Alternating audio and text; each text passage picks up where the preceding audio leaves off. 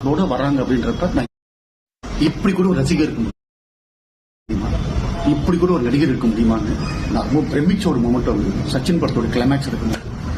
Last day shoot எல்லாருமே கிளம்பிட்டாங்க. அடுத்த நாள் ஏர்லி மார்னிங் ஃபிளைட்டுக்கு வந்து நானும் விஜயம் கிளம்பணும். நைட்டுக்கு வந்து படத்தோடைய ஷூட்டை பத்தி எடுத்த சீனை பத்திலாம் பேசியே 1:30 மணி 2 மணி ஆயிடுச்சு. சரிண்ணா படுக்கலாம், நான் காலையில ஏர்லி மார்னிங் இருக்கணும் அப்படின்னு சொல்லிட்டு அவரும் வந்து ரூமுக்கு போயிட்டாரு.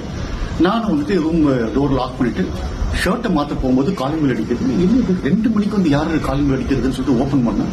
அந்த ஹோட்டல் லாபி மேனேஜர் நிற்கிறாரு. சோ சாரி சார் டிஸ்டர்ப் ஆகுது, ஃபேன் 2 பேர் அவங்க பார்க்கணும் சொல்லி வந்திருக்காங்க அப்படின்னு. நான் சொன்னேன் என்னங்க நைட்டு 2 மணி ஆயிடுச்சு, காலை ஏர்லி மார்னிங் 6 மணி ஃபிளைட்டு அப்படின்றப்ப இங்க ஒரு மினிமம் ஒரு 4 மணிக்கு எந்திரிக்கணும், 2 மணி நேரம் தான் படுக்க போறாரு.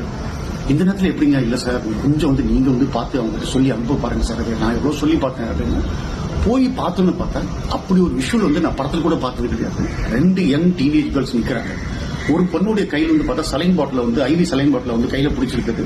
அது நேராக பார்த்தா பக்கத்தில் இருக்கிற பொண்ணுடைய கையில வந்து இன்ஜெக்ட் பண்ணிருக்கு.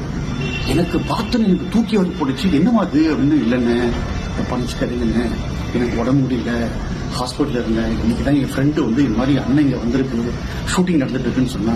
அதான் சொன்னாங்க நாளை காலையில் அண்ணன் கிளம்பிடுதுன்னு சொல்லிட்டு, அதான் அண்ணனை பார்த்து அப்படியே வந்திருக்கேன். அது சரிம்மா எப்படி வந்திருக்கீங்க, இப்போ 2:30 மணி ஆக போகுது, இப்போ போய் எழுப்புனா எப்படி இது? இல்லைண்ணே என்ன பார்த்தா அந்த ரசிகர் சொன்ன விஷயம் பார்த்தா நீங்க போய் சொல்லுங்கண்ணே அண்ணா வரும்ண்ணே அப்படின்னாங்க.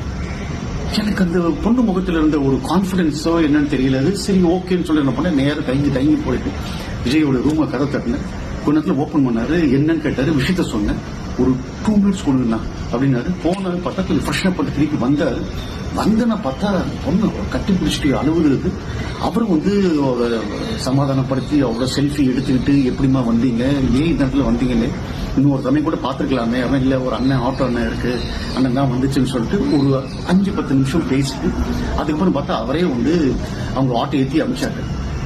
வரும்போது ஒரு சின்ன ஒரு பிரீஃப் மூமெண்ட் அவர் கண்ணில் அப்படி சின்ன ஒரு சைலன்ஸ் வந்துட்டு போச்சுது. அப்பதான் ரியலைஸ் பண்ணேன் அந்த ரசிகர் சொன்ன வார்த்தை நீங்க சொல்லுங்கண்ணே அண்ணன் வரும்னு அவங்க மேல வச்சிருந்த நம்பிக்கை.